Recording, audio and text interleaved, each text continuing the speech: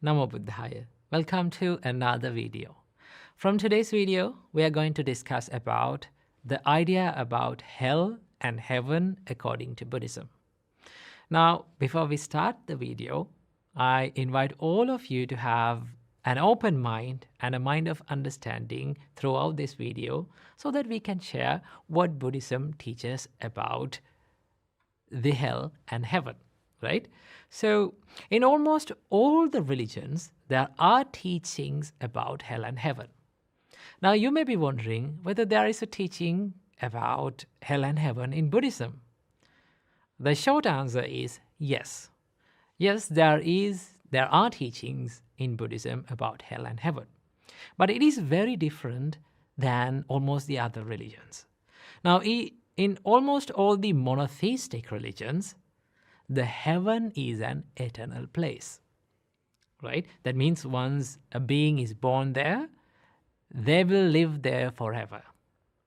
But in some religions like Islam and Judaism, the hell is not an eternal place. Eventually, they will be forgiven and they will be born in heaven again. But in Christianity, both hell and heaven are eternal places according to my knowledge, right? So this is basically the idea about hell and heaven in monotheistic religions. But in Buddhism, the Buddhist idea about hell and heaven is very different.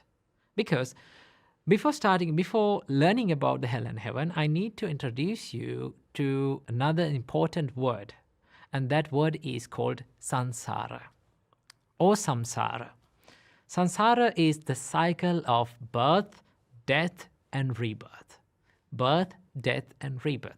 So the Buddha shows us that all the living beings, except from the enlightened beings, are subjected to this birth, death, and rebirth, the cycle of rebirth, right? As long as they continue this, as long as they are not enlightened, they will continue to be in this cycle forever. So according to Buddhism, there are 31 planes of existence. That means there are 31 worlds where the beings are born. And in each and every world, beings are born and they are subjected to aging. That is one intrinsic nature that we all carry in all throughout our lives, right? We are subjected to aging. And eventually the Buddha says that every being is subjected to death, right? And then they will be reborn. So it applies the same for the heaven. That means a being, when a being is born in heaven, eventually they start to age and also they die. So that according to Buddhism, heaven or hell is not an eternal place where the beings are born and they don't become eternal. They don't live there forever. Eventually they start to age and they die and they will be reborn again. Okay, so this is the basic concept about hell and heaven according to Buddhism. Now you may be wondering, who is going to judge, who is going to heaven and who is going to hell? Now, according to all the other monotheistic religions, the God gives the judgment, right? According to their sins and according to their way of behaviors. But in Buddhism, the next birth is determined by various factors. Especially, it is determined by the karma. The Buddha says that when a person creates more wholesome karma, right? When a person stays away from killing and stealing, sexual misconduct, lying, and using alcohols and intoxicants, and also when a person lives a virtuous life, an ethical life, he will be born in heaven. Okay, he will be more likely to be born in heaven. And also, if a person is living unethical life, right? When he creates unwholesome actions in his life, that unwholesome energy will lead him to be born in hell. But also remember that once they are born there, they are not going to live there forever. The place is not an eternal place. So that eventually they are subjected to rebirth. Again, they will come to some other worlds.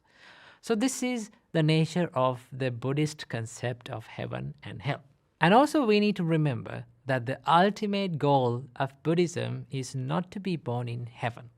Buddha explains how a being is born in heaven and what karma or what actions leads to be born in heaven and what actions lead to be born in hell. But Buddha never says that the ultimate goal of Buddhism is to be born in heaven. The Buddha says that the ultimate goal of Buddhism is to seek the liberation, to escape from all kinds of suffering. So this is the basic idea in Buddhism about the hell and heaven. So I hope you got some idea about the concept of hell and heaven in Buddhism.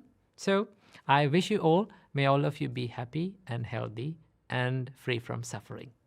Namo Buddhaya.